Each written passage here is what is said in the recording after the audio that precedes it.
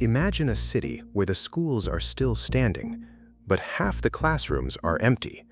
The playgrounds are clean, the hospitals are full, the apartments are expensive, the economy still works. At least it looks like it works. But underneath everything, one number is quietly collapsing. Not the stock market, not the currency, not the internet, the number of people being born. And if that number falls far enough, the future does not end with a bang, it ends with silence. Fewer babies sounds like a personal choice, and for one person it is. But for a civilization, it is not small at all, because every country is built on one hidden promise. There will be another generation to work, another generation to pay taxes, another generation to care for the old, another generation to keep the whole machine moving. But what happens when that generation never arrives? Civilization has one tiny little design flaw. It needs new humans, a lot of them, all the time. And right now, in many developed countries, people are having fewer children than needed to replace the population. Not because everyone suddenly hates children, not because humans forgot how families work, but because life became expensive. Housing is expensive, childcare is expensive, food is expensive, time is expensive, dating is complicated, work is unstable, the future feels uncertain. And a lot of people look at all of that and think, how am I supposed to bring a child into this? That is the part people often misunderstand. This is not just selfishness. For many people, it is math.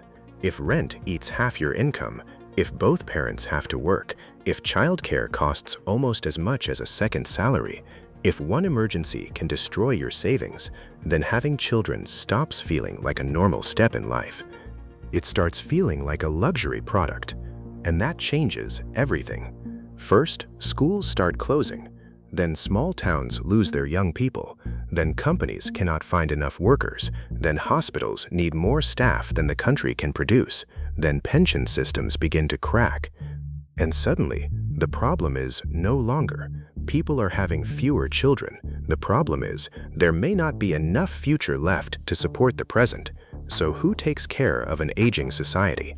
Maybe robots, maybe AI caregivers, maybe automated hospitals, maybe smart homes that watch every heartbeat, every fall, every medication.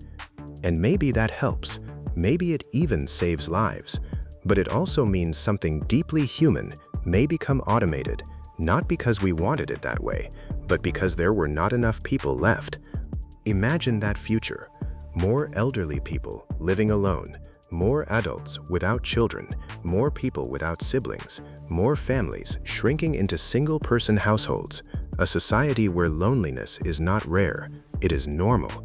And the strange thing is, it may not feel dramatic. It may look ordinary, an empty classroom, a closed playground, a village with more funerals than birthdays, a city full of apartments, but fewer families inside them. And when governments finally panic, they may try everything: tax benefits, baby bonuses, free childcare, longer parental leave, cheaper housing, campaigns telling people to start families. But telling people just have more babies is not a policy. That is a comment section. If people cannot afford homes, cannot afford time, cannot afford stability, and do not believe tomorrow will be better than today, they will not build big families because someone made a motivational speech. Hope matters. People have children when they believe the future is worth investing in, and that may be the real crisis. Not fewer babies, fewer people believing life is worth passing on. Now, maybe this does not become a nightmare. Maybe society adapts. Maybe AI fills the gaps. Maybe robots handle the dangerous work. Maybe people live longer, healthier lives. Maybe smaller populations mean less pressure on housing, less pressure on nature, and more space for everyone. That future is possible, but there is another version.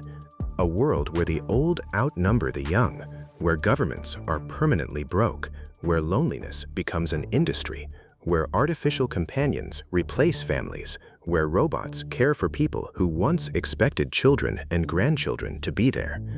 where the economy keeps producing things, but fewer people feel like they are building anything.